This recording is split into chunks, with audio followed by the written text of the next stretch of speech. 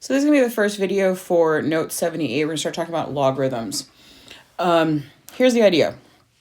Everything in math has an inverse operation. And logarithms are the inverse operations to exponential. So if you have an exponential equation, something like x to the a is equal to y, this can be rewritten logarithmically. So it is log base x, so the base x here becomes the base x here, of y is equal to a. So this argument for the logarithm is what your original exponential was equal to. And then the kind of weird one is that the logarithm is equal to the exponent, okay? So when we have something like question number 1, part A and part B and C and all these things, I can take these little expressions and rewrite them as exponential. So in the first problem, I have a base 2. So this is going to be 2 to the something is equal to 4. And the answer to that is, well, 2 squared is equal to 4. So that's what x would be. So that's what this log is equal to. All right, 2 to what power is equal to 4? And that's 2 to the second power. Okay. If I move on to part B, in this case, I have a base 3. So 3 to what power is equal to 27? Whoops, that's a 27. And the answer is x would equal 3 in this case. All right, so 3 to the third.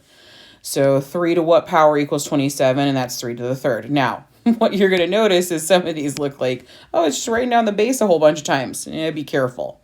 All right, now this next one, part C here, there is no base number.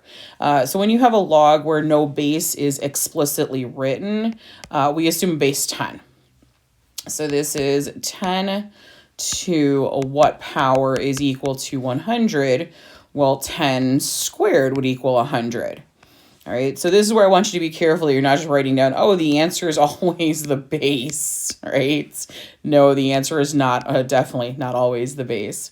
But it's whatever number gets this base to be this little argument, all right? That's what I'm looking for an answer. Let's see, part D. All right, yeah, it's okay to have fractions. We work it with it the same way. We have a base 4 to some power is equal to 1 over 16. So here's the thing. To create the fraction, we need to have a negative exponent. And then 4 squared would be 16. So in this case, we're going to have a negative 2. All right.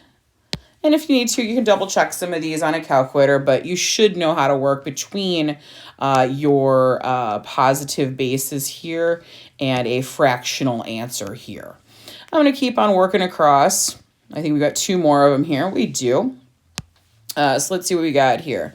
So 5 to some power is equal to 125. That's going to be 5 to the third.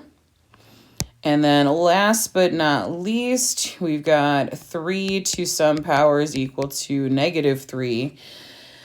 And the answer is no, it doesn't. All right. So here's the thing. You can't take a positive base 3 and turn it into a negative number. That's just not going to happen. So this is no solution. All right, no solution. All right, so that's some of the basics of simplifying with some with logarithms. Let me realize what I'm working on here. Now, question number 2 gets into some properties of logarithms, and there are 3 of them that are super, super huge. All right, so the first one is if you are adding logs that have the same bases, you get to multiply the arguments. Okay, that's the first property of logarithms. Then the second property is kind of similar. If you are subtracting logs with the same bases, then you get to divide the arguments. And the last one, which is probably the weirdest one of all, but it deals with your power rule. If you are raising a log and the argument has an exponent on it, that exponent can fly in front and become a coefficient. So this is kind of cool. It basically takes your exponential problems and it turns them into multiplication problems, which is going to be a huge, huge hint into some equations that we're going to be doing later on. All right, so back to the beginning of question number 2 here. It asks us to simplify. So we have log and log, so this would be log base 10s. And I'm going to actually go ahead and write in that base 10 as a reminder. So log base 10. And we are adding those logarithms. So this is going to create a log base 10 of 20 times 5. So log base 10 of 100. Well, we just did this kind of problem. I think we actually did the exact problem. But it is 10 to the x is equal to 100. So this would be the number 2. So individually, I can't do this problem and I can't do this problem, right? If I were to try, and I'll do it up above here, 10 to some power equals 20. Well, I don't know what that is. And then separately, if I did 10 to some power is equal to 5, no, I can't do these. Right? There's going to get me some decimal, again, some decimal here, but together they do add up to 2. So I'm going to go ahead and get rid of this stuff up here, unneeded. Let me go and slide on over. Same kind of situation, right? If I look at these individually, a base for 4 to some power is 32. Not so much.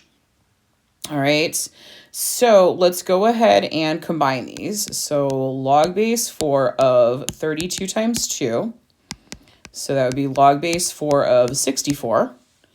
And then if I convert this, it's going to be 4 to some power equals 64. And I keep trying to write down x, but that's actually 3. All right, 4 times 4 times 4.